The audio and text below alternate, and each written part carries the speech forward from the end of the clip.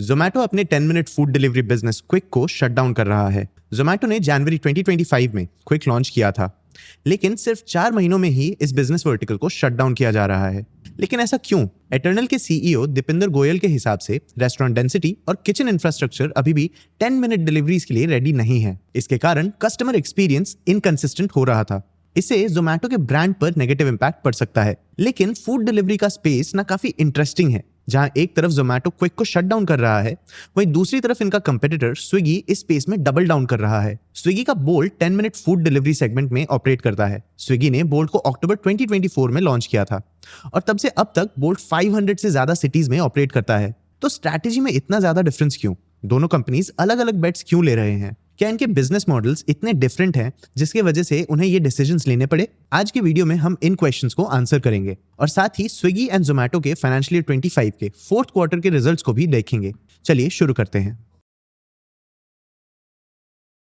देखो, दोनों कंपनीज के डिसीजंस को समझने के लिए हमें इनके 10 मिनट फूड डिलीवरी प्लेटफॉर्म्स का बिजनेस मॉडल समझना होगा। पहले क्विक का बिजनेस मॉडल समझते हैं। जोमैटो क्विक का कोर फोकस 10 to 15 मिनट्स में फूड डिलीवर करना था। ये इटर्नल का 10 मिनट फूड डिलीवरी सेगमेंट का एक्सपेरिमेंट था। इस एक्सपेरिमेंट का गोल था फूड डिलीवरी को ग्रोसरी स्टाइल स्पीड तक रिड्यूस करना। हम सबको जोमैटो के नॉर्मल रेस्टोरेंट का बिजनेस तो अब तक पता ही है। जोमैटो क्लाउड किचन्स और रेस्टोरेंट पार्टनर्स के साथ काम करता है और उनसे कमीशन चार्ज करता है। क्विक के साथ भी जोमैटो यही मॉडल फॉलो करता है। जोमैटो क्विक अपने रेस्टोरेंट्स ओन नहीं करता। क्विक के क्लाउड किचन्स और एक्सटर्नल रेस्टोरेंट्स फास्टर डिलीवरीज के लिए जोमैटो के डिमांड फोरकास्टिंग और लोकेशन बेस्ड मेनू ऑप्टिमाइजेशन के बेनिफिट लेते थे। लेकिन 10 मिनट फूड डिलीवरी एक लो मार्जिन बिजनेस है। कंपनीज इस स्पेस में अग्रेसिवली एक्सपैंड करना चाहते हैं। इस एक्सपेंशन के लिए वो हैवी डिस्काउंट्स देते हैं और इनके मार्केटिंग स्पेंड्स भी बहुत हाई होते हैं। लॉजिस्टिक्स, टेक और डिलीवरी पार्टनर्स भी हाई कॉस्ट सेंटर्स होते हैं। इन कॉस्ट के कारण 10 मिनट फूड डिलीवरी स्पेस के प्लेयर्स के मार्जिन्स कम होते हैं। इसलिए 10 मिनट फूड डिलीवरी प्लेयर्स को हाई ऑर्डर डेंसिटी की जरूरत होती है। हाई वॉल्यूम से इनके लो मार्जिन्स का टोटल वैल्यू बढ़ पाता है। इससे कंपनी अपने पर ऑर्डर फिक्स कॉस्ट भी कवर कर पाते हैं। इसीलिए जोमैटो क्विक ने बैंगलोर, दिल्ली और मुंबई जैसे हाई फ्रीक्वेंसी अर्बन एरिया से अपने ऑपरेशन स्टार्ट किए थे। लेकिन जैसा मैंने बताया, लो रेस्टोरेंट डेंसिटी और पुअर किचन इंफ्रास्ट्रक्चर के कारण इससे क्विक के कस्टमर्स का यूजर एक्सपीरियंस बिगड़ रहा था। हो सकता है इसीलिए शायद ऑर्डर वॉल्यूम्स कम हो गए, जिसके कारण क्विक जोमैटो के लिए एक अनसस्टेनेबल बिजनेस हो गया। क्विक के अलावा इटर्नल बिस्ट्रो बाय ब्लिंकिट नाम का एक वर्टिकल भी ऑपरेट करता है। और बिस्ट्रो क्या है? बिस्ट्रो एक हाइब्रिड मॉडल है जिसमें इटर्नल खुद के फिजिकल आउटलेट्स रन करता है, जहां डाइन इन कस्टमर्स को प्रीमियम एम्बियंस और क्यूरेटेड मेन्यू मिलता है। सेम किचन से ऑनलाइन डिलीवरीज भी होती है। बिस्ट्रो के रेवेन्यू के दो सोर्सेज हैं, डाइन इन और डिलीवरी। डाइन इन सेगमेंट में फूड पे लगभग 60 to 70% और बेवरेजेस पे लगभग 30 to 40% का ग्रोस मार्जिन होता है। डिलीवरी फीस और रेस्टोरेंट कमीशंस के बाद डिलीवरी सेल्स का कंट्रीब्यूशन मार्जिन 20 to 25% है। कंट्रीब्यूशन मार्जिन कंपनी के रेवेन्यू और उनके वेरिएबल कॉस्ट का डिफरेंस होता है। कंट्रीब्यूशन मार्जिन से हमें यह समझ में आता है कि कंपनी का रेवेन्यू उनके फिक्स्ड कॉस्ट को कवर कर सकता है या नहीं। लेकिन रेंट और मैन पावर कॉस्ट जैसे outlet level fixed cost high होते हैं। इसलिए बिस्ट्रो का आउटलेट लेवल एबिटा लगभग 10 to 15% तक लिमिटेड होता है। तो क्विक की तरह ही बिस्ट्रो को भी हाई वॉल्यूम्स की जरूरत होती है। बिस्ट्रो के थ्रू जोमैटो खुद किचन्स ऑपरेट करता है। अपने किचन्स ओन करने से बिस्ट्रो को क्विक के कंपैरिजन में एक बेनिफिट मिलता है। कौन सा बेनिफिट?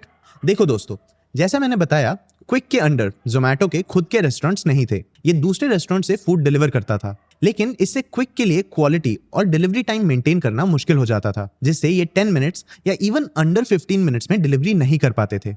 लेकिन बिस्ट्रो के रेस्टोरेंट्स जोमैटो खुद ओन करता है। इससे वो फूड क्वालिटी मेंटेन कर सकता है, डिलीवरी टाइम भी कम कर सकता है। तो ये थे जोमैटो के क्विक और बिस्ट्रो के बिजनेस मॉडल्स। इस सेक्शन में स्विगी का बोल्ट भी ऑपरेट करता है, लेकिन हमें इनके स्पेसिफिक नंबर्स नहीं मिले। चलिए अब समझते हैं कि जोमैटो ने क्विक शटडाउन करने का डिसीजन क्यों लिया। इसके पीछे दो रीजंस हैं, लैक ऑफ इंफ्रास्ट्रक्चर और बिजनेस में डुप्लीकेशन। चलिए इन दोनों रीजंस को समझते हैं। सबसे पहला रीजन है lack of infrastructure. Financial year 25 के फोर्थ क्वार्टर के कॉन कॉल में एटर्नल के सीईओ दीपिंदर गोयल ने कहा कि करंट रेस्टोरेंट इंफ्रास्ट्रक्चर 10 मिनट्स में फूड डिलीवर करने के लिए रेडी नहीं है। उन्होंने ये भी कहा कि इस लैक ऑफ इंफ्रास्ट्रक्चर के कारण कस्टमर एक्सपीरियंस बिगड़ रहा था। तो शायद लो डिमांड ग्रोथ एंड आरओआई की वजह से जोमैटो ने क्विक बंद कर दिया। अब बात करते हैं जोमैटो क्विक शटडाउन करने के सेकंड रीजन की, डुप्लीकेशन। जैसा मैंने बताया, बिस्ट्रो अपने रेस्टोरेंट्स के through 10 minute food delivery segment को कैप्चर कर सकता है। इससे एटर्नल के पास दो ऐसे बिजनेसेस हो जाएंगे जो सेम इंडस्ट्री में ऑपरेट करने लगेंगे। क्विक को शट डाउन करके एटर्नल 10 मिनट फूड डिलीवरी के दोनों इंपॉर्टेंट एस्पेक्ट्स पे फोकस कर सकता है, लॉजिस्टिक्स और किचन प्रेप टाइम। एटर्नल के सीएफओ अक्षंत गोयल ने कंपनी के 10 मिनट फूड डिलीवरी सेगमेंट के डिलीवरी टाइम्स के इंप्रूवमेंट में भी कमेंट किया। उन्होंने कहा, but of course there is a wide range between 10 and 30 minutes. So our view is that we should try and bring that 30 minutes down to maybe 20 to 25 minutes over time by making our overall logistic fleet delivery system more efficient. And those are the gains we want to chase now rather than trying to build an extremely quick service, which without an end-to-end control of the supply chain, we think is extremely hard to do. मतलब Eternal अपने strong logistics पे double down करना चाहता है। वो quick shutdown कर रहे हैं और अपने restaurants के थ्रू प्रेप टाइम और डिलीवरी टाइम्स भी रिड्यूस करना चाहते हैं। क्विक एटर्नल के लिए एक एक्सपेरिमेंट था और इसका कोई बेनिफिट एटर्नल को नहीं दिखा। क्विक ऑपरेट करने के लिए एटर्नल के खर्चे बढ़ रहे थे, लेकिन इस वर्टिकल में उन्हें डिमांड ग्रोथ नहीं दिखा। क्विक की तरह ही एवरीडे भी एटर्नल का एक बिजनेस एक्सपेरिमेंट था। ये फरवरी 2023 में लॉन्च हुआ था। एवरीडे एटर्नल का मील डिलीवरी सर्विस था जो होम स्टाइल मील्स डिलीवर करने में फोकस करता था, लेकिन क्विक के साथ साथ एटर्नल ने एवरीडे भी शटडाउन कर दिया। सीईओ दीपिंदर गोयल ने एवरीडे को शटडाउन करने का रीजन फाइनेंशियल ईयर 25 के फोर्थ क्वार्टर के रिजल्ट में बताया। उन्होंने कहा, with everyday we realise that the need for homely meals is a limited use case largely for office locations in metros. We did not see enough ROI by keeping it running at a small scale. तो ये थे Zomato quick के shutdown के reasons. चलिए अब Swiggy और जोमैटो के business models के डिफरेंसेस समझते हैं। जोमैटो क्विक का core focus ready to eat खाने पर था, जिसे 10 to 15 मिनट्स में डिलीवर किया जाता था। ये मॉडल मेनली क्लाउड किचन्स और पार्टनर रेस्टोरेंट्स पर बेस्ड था, जहां क्यूरेटेड और फास्ट मूविंग आइटम्स जैसे बिरयानी, रोल्स या चाइनीज फूड रेडी रखे जाते थे और बैकएंड पे एआई बेस्ड डिमांड प्रेडिक्शन और रियल टाइम राइडर बैचिंग होती थी। लेकिन इस सेगमेंट का डिलीवरी और डिस्काउंटिंग कॉस्ट काफी हाई होता है, जिससे इनके मार्जिन्स कम हो जाते हैं। इसलिए क्विक का प्रॉफिटेबिलिटी ऑर्डर डेंसिटी और स्केल पे डिपेंडेंट था। स्विगी बोल्ट एक 10 मिनट फूड डिलीवरी प्लेटफॉर्म है। बोल्ट का लॉन्च अक्टूबर 2024 में हुआ और अब तक ये 500 से ज्यादा सिटीज में ऑपरेट करता है। बोल्ट रेस्टोरेंट्स के 2 किलोमीटर रेडियस में ऑपरेट करता है, इससे ये 10 मिनट्स के अंदर फूड डिलीवर कर पाता है। अगर कंज्यूमर एंगल से देखा जाए तो जोमैटो क्विक स्पीड और हॉट फूड प्रॉमिस करता था, लेकिन अनइवन प्रेप टाइम के कारण इसका कस्टमर एक्सपीरियंस बिगड़ रहा था। Bistro by Blinkit premium dine in और डिलीवरी एक्सपीरियंस देता है और स्विगी बोल्ट 10 मिनट्स में फूड डिलीवरी के कन्वीनियंस पे फोकस करता है। टेक इंटीग्रेशन में क्विक और बोल्ट दोनों हैवी एआई और ऑटोमेशन यूज करते हैं, जबकि बीस्ट्रो में टेक का फोकस कस्टमर एक्सपीरियंस और आउटलेट एफिशिएंसी पे होता है। जोमैटो और स्विगी के लिए फूड डिलीवरी अभी भी एक मेजर सोर्स ऑफ इनकम है, लेकिन क्विक कॉमर्स के सक्सेस के कारण दोनों कंपनी शायद अब फूड डिलीवरी में स्पीड ऐड करना चाहते हैं। इसीलिए स्विगी बोल्ट के एक्सपेंशन पे फोकस कर रहा है और जोमैटो भी अपने डिलीवरी टाइम्स रिड्यूस करने की कोशिश कर रहा है।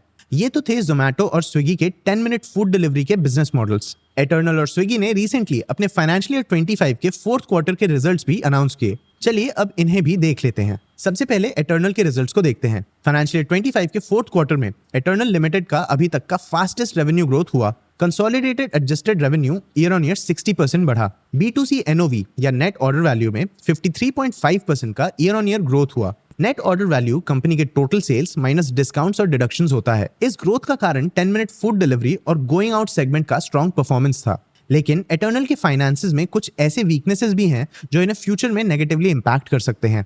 एटर्नल का फोकस बिजनेस स्केल करने और इकोसिस्टम बिल्ड करने में है, लेकिन इस स्ट्रैटेजी से उनके शॉर्ट टर्म मार्जिन्स और अर्निंग्स पे प्रेशर पड़ रहा है। एटर्नल सेगमेंट वाइज अपने रिजल्ट्स डिक्लेयर करता है, तो चलिए हम एक एक करके सारे सेगमेंट्स का परफॉर्मेंस देखते हैं। सबसे पहले quick commerce segment. Quick commerce segment ने 121% का ईयर ऑन ईयर और 22% का quarter on quarter NOV growth deliver किया। इस ग्रोथ का reason 114% year on year order volume growth और 294 नए डार्क स्टोर्स का एग्रेसिव एडिशन था। अब टोटल स्टोर काउंट 1300 से भी ज्यादा हो गया है। मैनेजमेंट ने दिसंबर 2025 तक 2000 स्टोर्स एस्टैब्लिश करने का टारगेट भी सेट किया है। शायद कंपनी अपने ऑफरिंग्स के लो मार्जिन्स को काउंटर करने के लिए मैसिव वॉल्यूम्स अचीव करना चाहता है, इसलिए शायद वो अपना स्टोर काउंट इतना एग्रेसिवली ग्रो करना चाहते हैं। लेकिन इस रैपिड एक्सपेंशन का हाई कॉस्ट भी है। फोर्थ क्वार्टर में क्विक कॉमर्स का एबिटा लॉस 178 करोड़ रुपीस था। ये थर्ड क्वार्टर से 72% ज्यादा था और इस बढ़ते लॉस का कारण बढ़ते मार्केटिंग स्पेंड्स, कस्टमर एक्विजिशन पे हाई बर्न और 40% डार्क स्टोर्स का अंडर यूटिलाइजेशन। मैनेजमेंट का मानना है कि आईओसीसी या Indian owned and controlled company model से इन्वेंट्री ओनरशिप बढ़ने के बाद क्विक कॉमर्स के मार्जिन्स लॉन्ग टर्म में इंप्रूव हो सकते हैं। आईओसीसी मतलब ऐसी कंपनी जिसका 51% से ज्यादा शेयर्स इंडियन एंटिटीज होल्ड करते हैं। मार्च 2025 में एटर्नल ने 55% इंडियन शेयर होल्डिंग अचीव कर लिया, लेकिन ये बेनिफिट शायद फाइनेंशियल ईयर 27 के बाद दिखेंगे। अब बात करते हैं फूड डिलीवरी बिजनेस की। Macro economic slowdown, delivery partner shortages और क्विक कॉमर्स के एग्रेसिव राइज के कारण फूड डिलीवरी सेगमेंट का net order value growth weak था। कंपनी ने अपने प्लेटफॉर्म से लगभग 19,000 नॉन कंप्लायंट रेस्टोरेंट्स को भी हटाया। इसका शॉर्ट टर्म इंपैक्ट वॉल्यूम पर पड़ा, लेकिन ये एक स्ट्रैटेजिक मूव था जो लॉन्ग टर्म में क्वालिटी और कंप्लायंस को बूस्ट कर सकता है। फूड डिलीवरी सेगमेंट का adjusted EBITDA margin net order value का 5.2% था। लास्ट ईयर ये नंबर 3.8% था। मतलब कंपनी का ऑपरेशनल एफिशिएंसी इंप्रूव हो रहा है। मैनेजमेंट कॉन्फिडेंट है कि अगले 4 to 5 इयर्स में 20% जीओवी एनुअल ग्रोथ अचीव और मेंटेन हो सकता है। मैनेजमेंट का मानना है कि इंडिया में फूड डिलीवरी पेनिट्रेशन अभी भी लो है और डाइनिंग आउट कल्चर तेजी से ग्रो कर रहा है। Hyper pure vertical quietly eternal के लिए एक हिडन स्ट्रेंथ बन रहा है। इसका रेवेन्यू ईयर ऑन ईयर 93% बढ़ा। एटर्नल का going out arm district app अभी अर्ली स्टेज में है, लेकिन इस ऐप के थ्रू फोर्थ क्वार्टर के गोइंग आउट सेगमेंट के 1/3 ऑर्डर्स प्रोसेस हुए। मैनेजमेंट का लॉन्ग टर्म प्लान ये है कि एटर्नल बुक माई शो के 60% मार्केट शेयर को चैलेंज करे और लाइफस्टाइल और एंटरटेनमेंट स्पेस में एक डोमिनेंट प्लेयर बन जाए। हमने इंडिया के गोइंग आउट बिजनेस पे भी एक डिटेल एनालिसिस वीडियो बनाया है। मैं सजेस्ट करूंगा कि आप इसे भी जरूर देखें। वीडियो की लिंक डिस्क्रिप्शन में है। ये तो थे एटर्नल के फोर्थ क्वार्टर के रिजल्ट्स। अब स्विगी के रिजल्ट्स देखते हैं। स्विगी का मेजर फोकस डिलीवरी बिजनेस में ही है, तो इनका रिजल्ट एटर्नल जितना वैरिड नहीं है। स्विगी का एडजस्टेड रेवेन्यू लगभग 4,700 करोड़ रुपीस था। ये 44.4% का ईयर ऑन ईयर ग्रोथ है। एटर्नल की तरह ही स्विगी के रेवेन्यू ग्रोथ का reason aggressive quick commerce expansion था। अगर सेगमेंट वाइज नंबर्स देखें तो स्विगी के फूड डिलीवरी सेगमेंट का ग्रोस ऑर्डर वैल्यू लगभग 7,300 करोड़ रुपीस था। ये एक 17.6% का ईयर ऑन ईयर ग्रोथ है। स्विगी का प्रॉफिटेबिलिटी भी इंप्रूव हुआ और कंपनी का एडजस्टेड एबिटा मार्जिन 2.9% तक पहुंचा। लास्ट ईयर ये नंबर सिर्फ 0.5% था। स्विगी के क्विक कॉमर्स वर्टिकल इंस्टामार्ट का ग्रॉस ऑर्डर वैल्यू लगभग 4,600 करोड़ रुपीस था। ये एक 101% का ईयर ऑन ईयर ग्रोथ है। इंस्टामार्ट ने फाइनेंशियल ईयर 25 में 316 नए स्टोर्स भी ऐड किए। ये लास्ट 8 क्वार्टर्स के टोटल एडिशन से भी ज्यादा है। एटर्नल की तरह ही स्विगी के एग्रेसिव एक्सपेंशन के कारण भी उसके फाइनेंशियल्स पे प्रेशर पड़ रहा है। फाइनेंशियल ईयर 25 के फोर्थ क्वार्टर में स्विगी का एबिटा लॉस 840 करोड़ रुपीस था। ये थर्ड क्वार्टर के लॉस से 45% का इंक्रीज है। एटर्नल की तरह ही स्विगी के डार्क स्टोर्स के अंडर यूटिलाइजेशन के कारण कंपनी का कंट्रीब्यूशन मार्जिन नेगेटिव 5.6% तक गिर गया। तो स्विगी और एटर्नल के स्ट्रगल्स सिमिलर हैं। एटर्नल जोमैटो क्विक को शट डाउन कर रहा है, लेकिन ये 10 मिनट फूड डिलीवरी सेगमेंट से विड्रॉ नहीं कर रहा। दोनों ही प्लेयर्स क्विक कॉमर्स में भी अग्रेसिव एक्सपेंशन कर रहे हैं। जहां एटर्नल के ऑफरिंग्स काफी वैरिड हैं, स्विगी फिलहाल डिलीवरी बेस्ड बिजनेस में ही ज्यादा फोकस्ड है। इन दोनों प्लेयर्स में से कौन इस फूड और क्विक कॉमर्स स्पेस को डोमिनेट करेगा, ये तो फ्यूचर में ही पता चलेगा। आपको क्या लगता है, इन दोनों में से कौन से प्लेयर का परफॉर्मेंस ज्यादा स्ट्रांग है? अपने व्यूज कमेंट सेक्शन में जरूर बताना। आगे आप कौन से टॉपिक्स पे वीडियोस देखना चाहते हैं, ये भी हमें कमेंट सेक्शन में जरूर बताना। अगर ये वीडियो आपको इन्फॉर्मेटिव लगा हो तो इसे लाइक और शेयर जरूर करें। ऐसे ही और वीडियोस के लिए चैनल को सब्सक्राइब भी कर लेना। आज की वीडियो के लिए इतना ही। मैं हूं आपका होस्ट देव। मिलते हैं अगले वीडियो में।